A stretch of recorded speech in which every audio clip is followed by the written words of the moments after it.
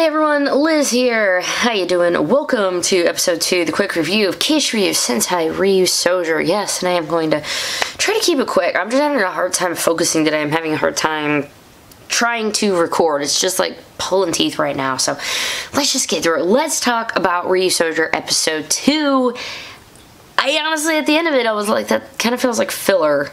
And then I watched it again and I went, huh. So yeah, subs came out, so I gotta watch it. So it's Tuesday afternoon right now. So I gotta watch it Monday night, and then I immediately just watched it again. So I watched it twice in a row, and initial thoughts are, it's okay. It just, I don't know, maybe it's that problem that I have in my head of overhyping a season to myself. Like, I really like the suits, I like the mecha, I like the music, I like everything about it. But 2 episodes in, and okay, hey, good on them, I guess, for not introducing green and black immediately, you know, in episode 2. But the fact that they really weren't in it except for the last second, and then there's like, where'd Tiramigo go? And having to go find him after running off. I'm just like, it just seems like a really strange thing to have for episode 2. And then they're already kind of helping, like, you know, the dude of the week who left his family for 2 years to become a really great fencer. And I'm like, I'm just saying, I hope you were still like sending checks or something, or at least pictures. Like, you mean to tell me 2 years you can't even FaceTime someone? I have issues with the dad. So I'm just like, maybe your family deserves a little better, but oh no, they're all like, he's still the best in our heart. And I'm like, oh honey, you might have Stockholm Syndrome. Whatever, I know people, I mean, like, people in the military have to leave for 2 years at a time, and I get that, but, for fencing, I don't know. There's gonna be one person who's a fencer down there that's gonna be like, Liz, you suck. Maybe, I don't know. That's just how I felt about him. We learned, like, nothing new about Blue, Melt, this week. He was very intrigued by dinosaurs, and he just kept going, wow, wow, like, over and over. So that's cool. Really didn't get to learn much more about Suna Pink. She eats a lot, so I guess we're learning that, is that she's hungry a lot, and she's super strong, and she's going to be eating and snacking a lot. She does seem to be more of the voice of reason, though, trying to keep Ko in line after his wonderful jokes of where Tiramigo go. Oh, we went to the bathroom. Yes, maybe. I don't... Why am I not hyped about this, guys? What is it that after 2 episodes that just hasn't switched me to being super excited about it? It's just... Maybe it's my mental state. Maybe it's just every time I get to watch it, I'm just trying to, like, get it watched so I can review it. Or... I don't know. Maybe. Let me know. What are your thoughts so far after 2 episodes of this? Tiramigo got a fight on his own. By the way, I love Tiramigo. Might be my favorite character so far. Might be the only character that I think has gotten a little development so far. So, I really like Tiramigo. He got to have the big, you know, the battle against, the monster once it grew, so we got to see his fighting on all forms. I love that he was just like biting, and he has the guns, and he's like, you guys get what I'm getting at here?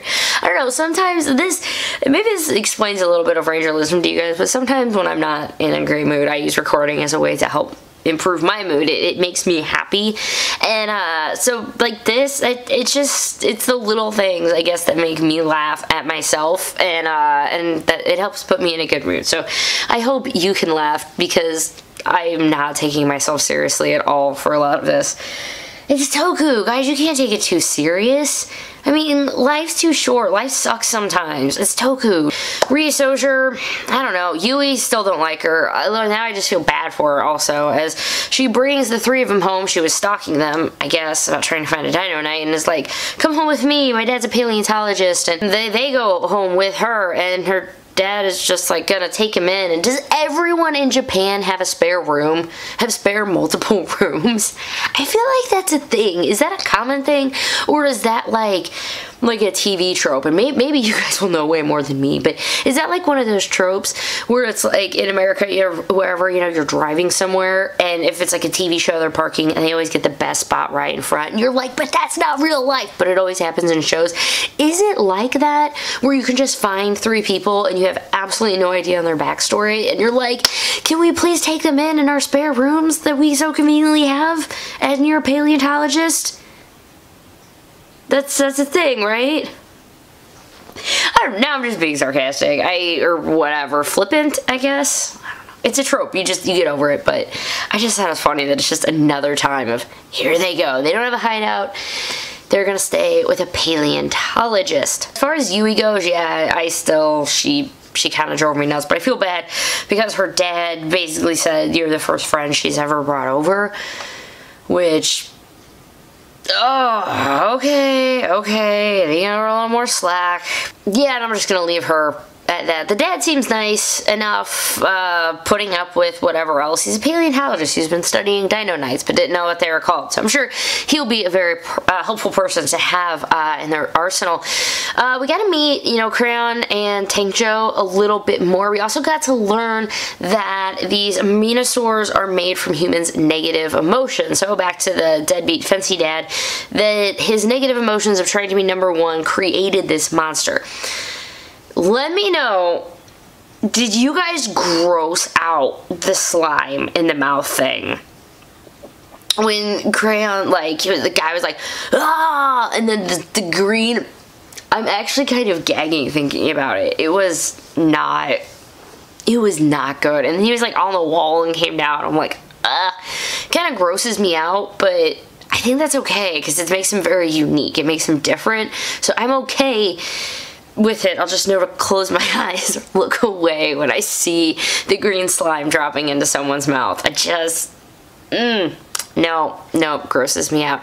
Tankjo seems ridiculously formidable though.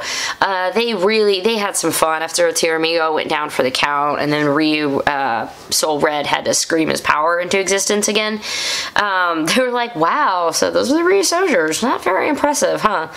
Well, Tiramigo, of course, came back up because, as Red would say, the only limits you have are the ones you put on yourselves, and he was just not having that. So he yelled, Tiramigo and himself, their souls, they are one.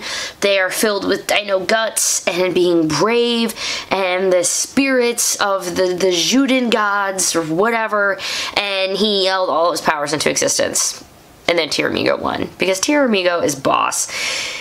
And I need him, and I really think I might have to be picking up that toy.